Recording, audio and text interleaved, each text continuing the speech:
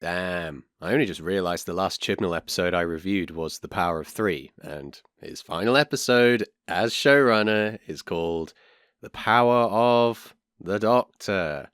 Oh, what a beautiful coincidence. I've got a sore throat, by the way.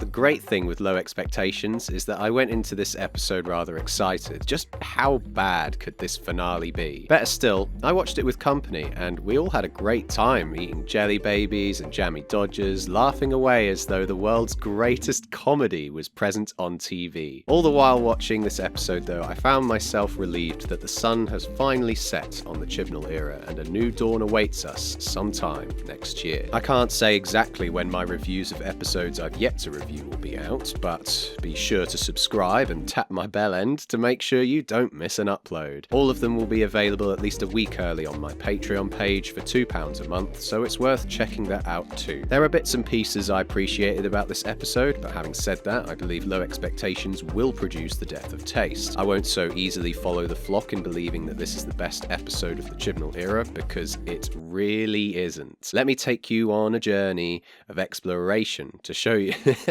Allow me to take you on a journey of exploration to show you that one viewing is just simply not enough, and that this really is a bumpy ride. The episode's first segment only truly serves one function: to ditch Dan at the earliest convenience. So how did they do it?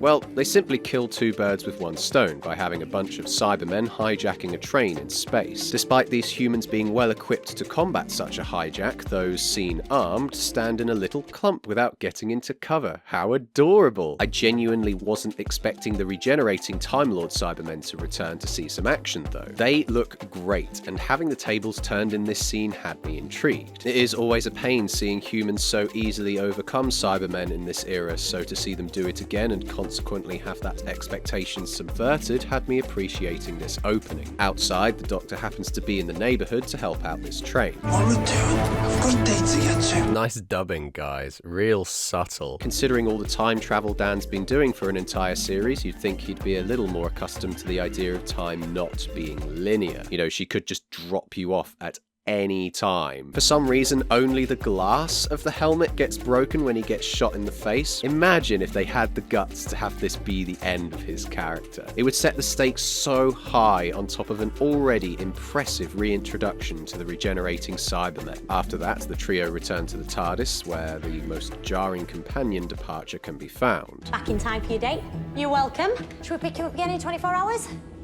Yaz, you and I can try and pick up the trail of where the Cybermasters went with that child. So hopping on and off the TARDIS like it was a bus is something common for Dan, yet it seemed odd to me she would be dropping him off outside his non-existent house. Oh, yeah.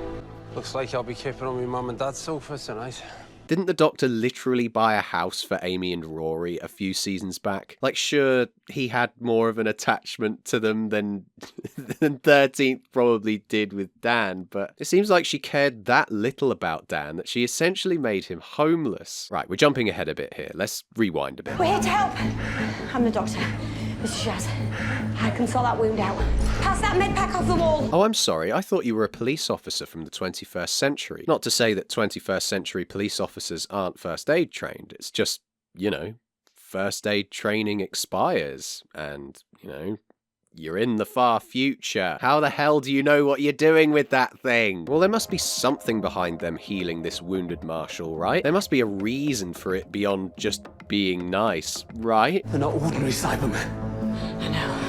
Well, maybe not. Meanwhile, in Yellow Title Card Land, they revealed to us that Grigory Rasputin was in fact the Master the whole time. This is a concept I actually really love. Hypnosis ties the fictional and non-fictional characters together, and how he's meddling with significant historic events lends intrigue to the story. The fact they even cast Russia's final Tsar into the episode was commendable. Shame he's only around for about 10 seconds, though. It is so difficult. What would your advice be? Long holiday? Yes, I think so. Huh.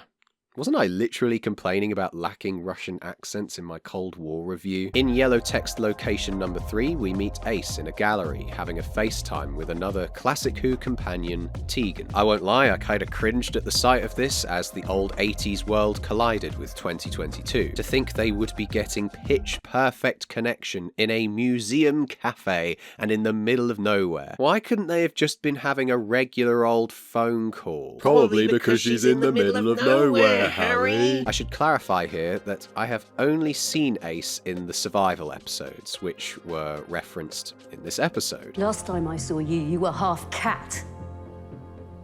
Man's allowed to experiment. Tegan is similar, but I have watched more stories with her in. I can understand and appreciate the effort taken to make these two characters consistent. Trouble is, I couldn't tell you a single thing about these characters off the top of my head, so I'm just going off what we learn about them in this episode. Apparently one was an air hostess, and the other likes explosives and baseball? Apparently the pair have been hired by UNIT to do some investigations into weirdness. 15 of the world's most well-known paintings, all been taken down pretty much simultaneously. And with no explanation. Instead of the location scouts finding a gallery where a painting had actually been removed for conservation reasons, they just slap a green screen in front of what I presume is a real painting. It looks terrible. So after dumping Dan, the Doctor gets contacted by a defector Dalek in a volcano. 12 minutes in, and the episode already began to feel bloated with all these story threads. What makes matters worse is that not a lot of these elements are given enough time to breathe. The Master and the regenerating Cybermen go hand in hand. Hell, it's even nice to throw these old companions into the mix. But did we really need Daleks too? Who are you yelling at? The TARDIS has walked onto the cargo trail. Don't have time to explain. We have to go find that kid. Can we also just appreciate that the entire Cyber and Dalek armies were wiped out by the Flux 3 episodes ago, one of which assumed that the Daleks survived, U-turning this decision for no reason whatsoever. Anyway, 1916 has a second moon hovering above the sky. This aspect of the episode reminded me of the novel 1Q84, but only so far as the Tsarina believing her child is sick because of it. Aside from that, nobody in 1916 really seems to give a toss. On this second moon, things are really rocky, as the pair find a second TARDIS. I appreciated this little stamp clue of whose TARDIS this belonged to before the pair find the child from the train chained up in the sky. The Cybermen have tethered that child into this planet. It was registering as an energy source. How is that child an energy source? Beats me, babe. Before those meddling time travelers can get the kid down, the Cybermasters show up. Your master awaits, Doctor.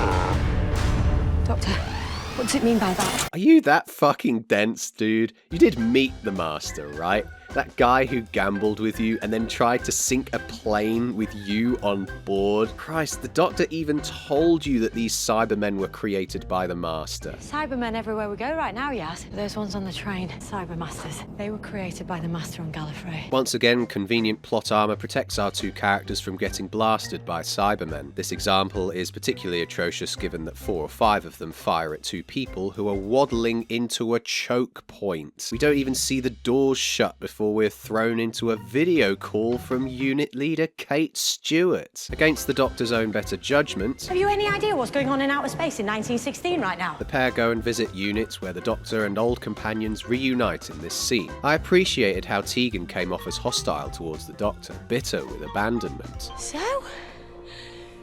How have you been? Like you care. Can we discuss this? 38 years. Yaz comes to the realization that the Doctor is probably older than she looks, and all they could come up with for a reaction from the pair was this. I see. Wow. Ooh. This is just mere moments before the plot is just thrown back in our faces. What was so urgent, Kate? This is why I brought you in. The script being seemingly unable to let the Doctor respond to the classic companions aside from standing there awkwardly, You said a woman.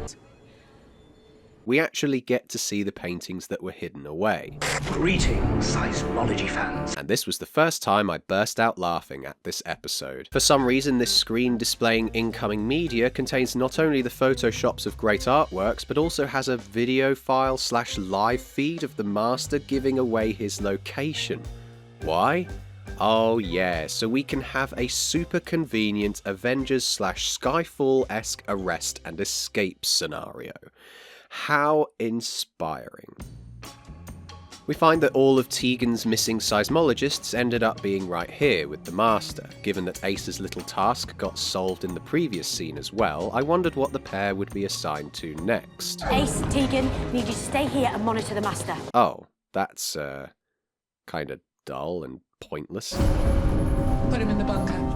Constant monitoring, full security detail. Didn't you hear Kate, Doc? She's already on it. Before they can even begin to survey him, that little miniature Cyberman figurine has started to grow and outpours a flood of Cybermen. I actually found this segment to be fairly impressive, how the Master knew Tegan would keep any form of contact from the Doctor close at heart despite her reservations, and presumably the use of the Time Lord Cybermen technology allows for this Russian doll unloading of Cybermen into the unit building. It's comparable to the Genesis arc from Doomsday, just change Daleks for Cybermen. The fact that the episode referenced gold as being the Cybermen's original weakness was actually golden, and had this beautiful line to back it up. We long ago developed resistance to gold. Whoa. That sent chills down my spine. The ferociousness displayed here from Ashad was possibly the highlight of the entire episode. This was all kinda cool, but can we just briefly talk about how confusing the Master's shrink ray is? Specifically on whether it actually kills people or not. At the end of Series 12, the Master shrinks Ashad, the lone Cyberman. We get confirmation in this very episode that he killed him, but also didn't? Oh, and say hello to my friend Ashad. I killed him once, but he's forgiven me now. Oh, just like that, huh? He was okay with being shrunken and betrayed like that. Way to make the most menacing antagonist in this era just pathetic in seconds. I am so glad I cloned you. Oh, fuck off, man. Why not at least entertain the possibility that shrinking people doesn't automatically kill them? This almost long take is super impressive, but I still managed to find bullshit lurking within, and it's all thanks to this soldier. I want to say there are some special effects missing here. I don't know how else I can explain it. The Cybermen previously electrocuted that marshal on board the train right at the start of the episode. Admittedly, that was one of the Cyber Masters, but still, how does Ashad pushing this dude against a wall without electrocuting him also kill him? I mean, Ashad shoots into the camera and the shot cuts to this soldier's body being slumped on the floor. I appreciate the effort, but this episode needed way more of this kind of action. None of the action scenes in this episode live up to the part on the train and this infiltration scene with Ashad. Worst of all though, the Master had a teleporter hidden in the bunker he was locked up in. This is Unit fucking headquarters. Isn't this stuff going to be locked away in an evidence room or something? Maybe they could have extended this action sequence beyond it just being a simple jail breakout and turn it into a heist for something like this. No, they didn't do that. Obviously. Oh yeah, they dragged Instant Coffee Grinder back from Flux for some reason in this episode as well. And guess what? He does absolutely nothing and serves no purpose in the story. Again, who he's reporting to, be it his girlfriend or the military thing he worked for, is never established. Just so we're all clear, this guy went through a wormhole looking for the chained up kid that's actually an alien. He crash lands, calls the doctor for help, gets picked up to shoot a dude and then put him in a box, then returns to his ship and goes on his merry way without the kid smiling like a twat. So the Master gets thrown into jail without even being searched, and we're taken to Bolivia inside a volcano. And get this, there's a fucking path paved out for them. How convenient. How convenient their clothes don't just catch fire in here either. And to be fair, it didn't happen in the Vesuvius episode either.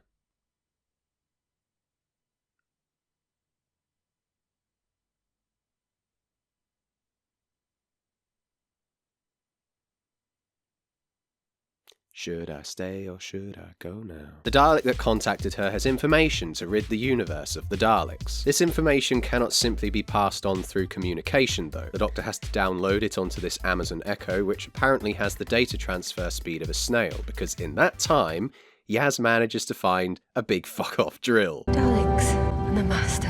No, this is not good news. What? Who asked you if it was? Are you supposed to be breaking the fourth wall here? Yaz returns to find the Doctor cornered by the Daleks. They put her in a Dalek case after killing the octopus inside, teleporting her back to Russia in 1916. Yaz then sprints into the TARDIS, and thanks to plot convenience or the TARDIS just being inclusive as fuck, she manages to fly the damn thing. Instagram Wee Winder then makes contact with the TARDIS, just as the Master magically does the same thing. But instead of being taken to either, she's made to watch the forced regeneration from the comfort of her own living room. What the flaming fuck is going on here? This whole segment of the Doctor's top 3 nemeses coming together to ensnare her wasn't exactly new or tremendously exciting. The Doctor being forced to regenerate merely hints at the inevitable, and hilariously, we're just back to the Timeless Children episodes where the Doctor's trapped in the centre of a room with the Cybermen standing there like lemons. There was also a rehashing of John Sims' musical segment from The Sound of Drums where everything goes to hell in a handbasket whilst he has a little dance. The only redeemable quality of this scene was seeing the Daleks and Cybermen react in the exact way we did as we wondered what the fuck happened to this show. Yaz then arrives to find the Master cosplaying as 13. I thought his appearance was drag as fuck and I kinda loved it from an aesthetical point of view. Shame he didn't really do anything truly impactful with his newfound disguise though. The Doctor has unlimited regenerations now, so forcing a regeneration is hardly a threat. Imagine how cool it would have been if they'd swapped the two and had Jodie dressed up as Rasputin. It was also frustrating to see Yaz essentially stand there mute as mustard as she didn't react to anything the Master said. Where's the Doctor? Gone? Really gone? Forever gone?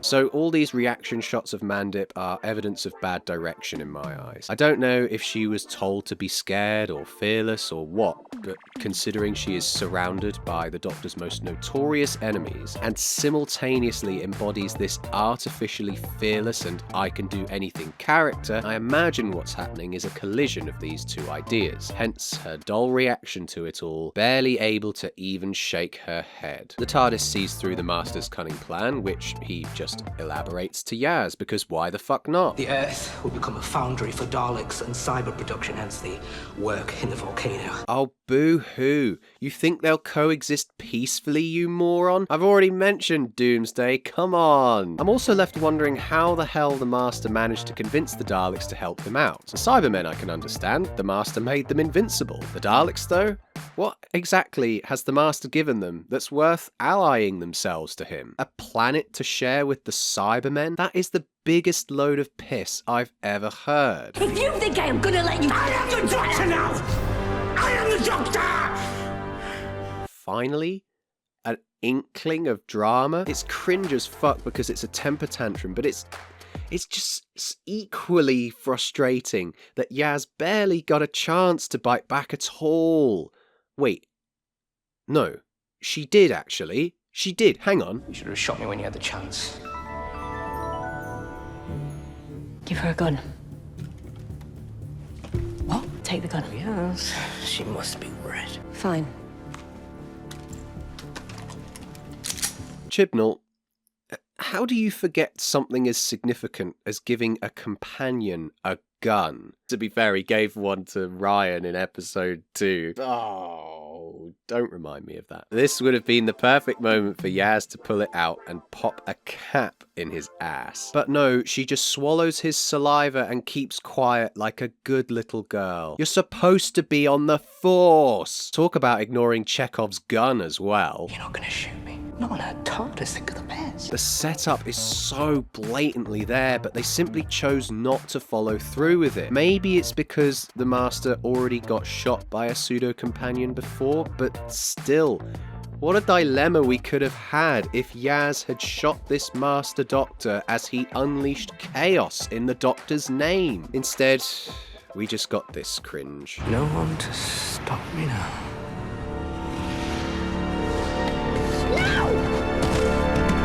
And this was the second time in the episode I burst out laughing. We then return to the old school companions stuck inside the Cybermen-infested Unit HQ. I have to lock down the building. You both need to leave. How? You have these panels in every room. Like, Kate wouldn't know that already? Even I can see it in the previous shot that you just warped to instantly. So apparently putting the building on lockdown means these big CGI metal screens fall down during dramatic moments. I need to help Kate.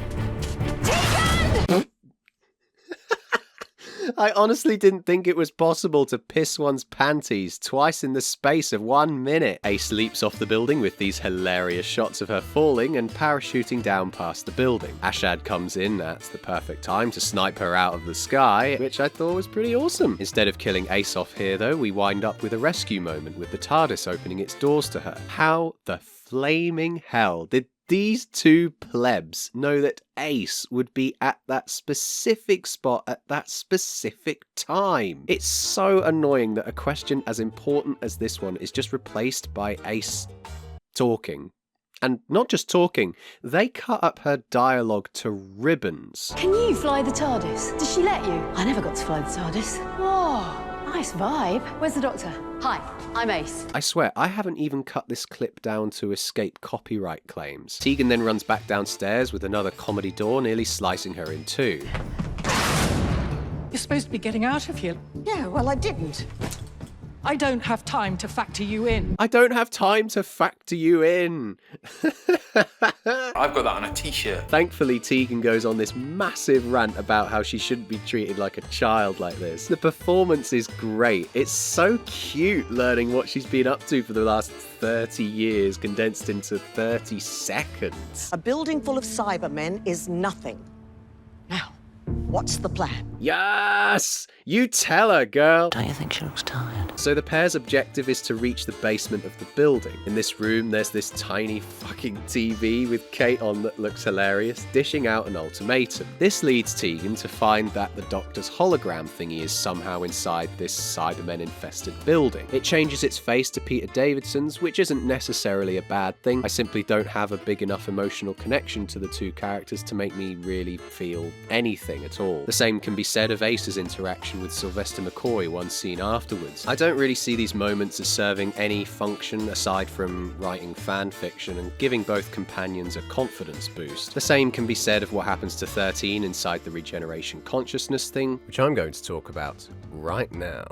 You know how excited I was for the Doctor to be Rasputin? Well, instead, the show decided to bring in a bunch of classic Doctors to play hot seat with 13. This moment reminded me of that Illuminati scene in Multiverse of Madness. I imagine that in many living rooms across the UK, you would find the same cringe clapping and whooping as each of these characters appeared on screen. I will admit, though, the sight of Paul McGann made me hard as a rock. What a Chad outfit and haircut, holy shit. Alright, so what has the Doctor got to face at this point? I'm not sure if I'm getting this right, but within the Doctor's mind, there's a place each incarnation goes to whilst they regenerate. Or maybe it's just when they're forced to regenerate, I don't truly know. I won't lie, I quite like this idea. It's not inconceivable that on the brink of death, the Doctor would decide enough's enough. The pain of thousands of years of dying and being reincarnated must have a toll at some point. I'm guessing that built inside the Doctor's brain is a reminder of survival and how much the universe needs the Doctor. This scene makes me think of a life flashing before your eyes kind of scenario that supports this idea. It doesn't feel forced into the narrative, and the best thing is we only need to see this once and never have it again. Please, please, please, don't show us David Bradley's creepy face like this again. Please. Sadly, as we return to reality, the Doctor magically appears as a hologram to sort everything out across all locations. This is exactly how the Vanquishers resolved itself, and they're pulling the same rabbit out of a hat again. Yaz has a big plan to sort it all out and goes around picking up people from various locations. She goes back to wherever this is to pick up the Master, and it seems that his mental faculties are on the blink as a Time Lord because,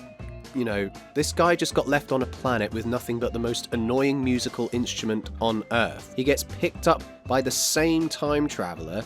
How do you know that she isn't acting sus right now as she invites you back on board? She could have done anything, gone anywhere for any length of time, and you just got back on board because reasons? Because why not? Lost my mind. I've lost my mind. Volcanic eruptions increasing across the surface of planet Earth. You're not the doctor. It's a shame that Yaz didn't speak up sooner and maybe save a few lives before a bunch of volcanoes started erupting. Or maybe save a couple of companions getting completely annihilated, being in the eye of the storm and all that. Oh yeah, Graham's in this episode, by the way. I was kind of mad that he had the psychic paper, and how him and Ace gave a slight inkling of romance between the two made me laugh as well. Anyway, the fugitive doctor shows up as a hologram here, and for some reason has all of the Cybermen in the room kill themselves before regenerating. It was funny that nobody in the room anticipated the regeneration of the Cybermen, acting merely to push the story along into stupid land. Yes, over there. Gotta harness their regenerative energy. Right, first to 2 seconds, and then link it into that. The miracle worker, whose name begins with a Y and ends in a Z, performs this energy harnessing feat with the sonic screwdriver that, if the master was worth his salt, would have taken away from her from the offset. So back at unit, Kate gets kidnapped and Tegan makes it to this weird shaft room where she climbs down a massive ladder. She has a little slip and then screams, leading to this. Renegade human on the walls. So not only does the quick cut cyber fists into the wall look downright hilarious, but the fact she threw off her parachute backpack earlier would reasonably leave Tegan injured or dead after this fall.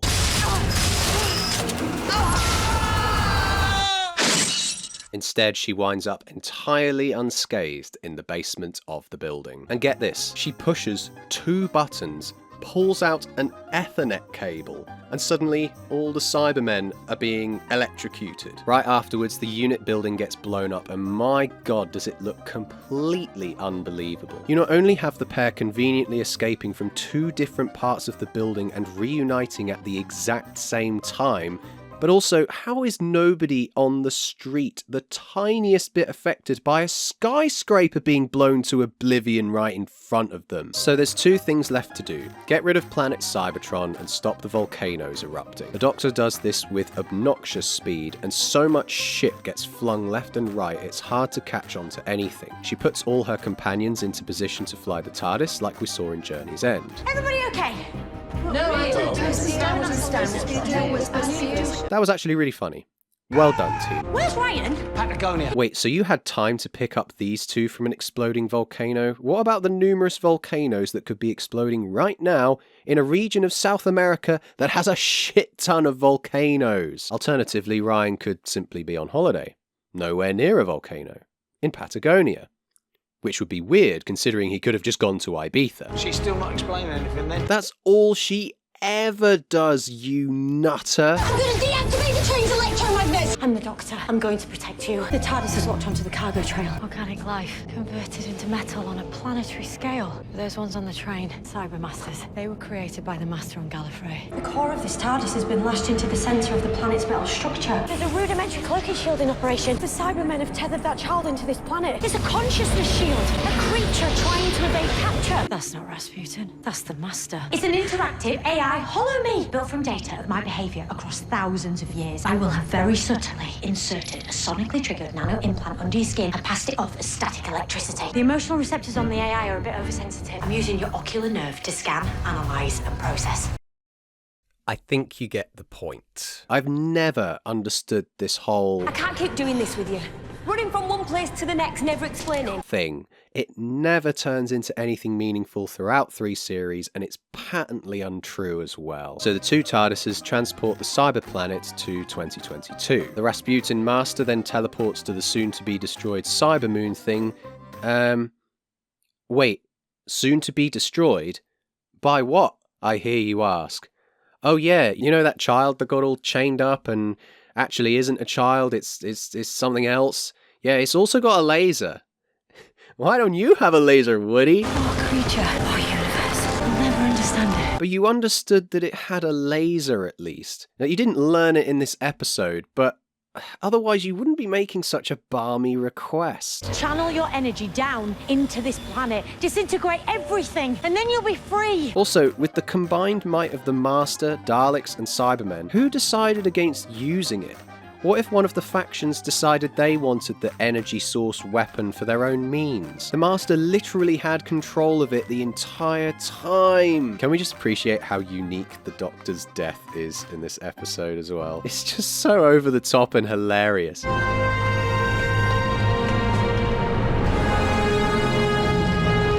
It's lucky she didn't get blasted too. Apparently the Doctor passed out here and Yaz took everyone home. I'm assuming her dropping the companions off in Croydon of all places was a reference to Sarah Jane, but considering the insane maneuvers she's managed to pull off in the TARDIS this episode, you'd think she'd at least drop them off where they wanted to be dropped off. I mean, who the hell wants to be dropped off in Croydon anyway? I don't even think she let the extended fam hang around long enough to find out if the Doctor was okay or not. I suppose they find out anyway in the therapy session scene, but bottom line is, you're a dick, Yaz. No wonder the Doctor didn't want to give you a kiss goodbye. I have spent 3 solid years with one of the worst human beings. The final scene with the companions was oddly good. I honestly wasn't expecting the original companion, William Russell, to still be alive. It's quite incredible. Those fucking trainers, though. I truly appreciated Graham being the organizer. This could have been his only scene in the entire episode and I would have been happy. There was no point in dragging him through the volcano sequences. This scene was clearly built for him. It's weirdly cathartic watching the characters discuss their time with the Doctor, brief though it may have been. I feel like I share a similar experience making these videos and sharing time with friends and family watching these episodes since I was 9 years old. Even when the last 4 years have seen the show at its lowest, it's worth noting how I'm still coming back to it, how we're all still coming back to it. Whether you watch the episodes themselves or my reviews or both, the legacy this show has is undeniably impressive. I'm hoping that the return of the original revival team will in turn bring back those that have turned away. A community of people yearning to enjoy the show through discussion. That's the only sad thing. I want to know what happens next. Or you could just watch it on iPlayer like the rest of us do, love. In all seriousness, Jodie's final lines of dialogue were actually rather nice. Doctor, whoever you might be, was really sweet, and I'm actually really happy there wasn't a big waffly monologue that the last 2 Doctors had to kill screen time. Instead, it's simply tagging in the guy who has already been the Doctor before. Yeah, it's a bit weird, isn't it? Some of you already know I've had the ending of this episode ruined for me, so if you want to hear my actual reaction to this regeneration, check out my conversation with Harbo Womes. Now, without further ado, let's wrap this up. So, did it suck? This episode's qualities are sadly fleeting at best. There were so many opportunities to make this episode even better, but it's just a swamp of piss at the end of the day. The worst parts for me were Yaz and the Master being overpowered as fuck, the volcano bullshit, and that hilariously bad Gurunks laser scene they pulled out of their asses. There is smearings of shit all over the place, but I have to give credit where it's due. The classic companions were surprisingly good, and that whole Cybermen infiltrating unit segment was decent. I liked how they tied in the classic Doctors into the story as well, and the final 2 scenes were enjoyable too. Certainly I can appreciate it more than your average Chibnall episode, but only because of it being so bad it's funny. Bring on 2023. I give The Power of the Doctor a 3 out of 10.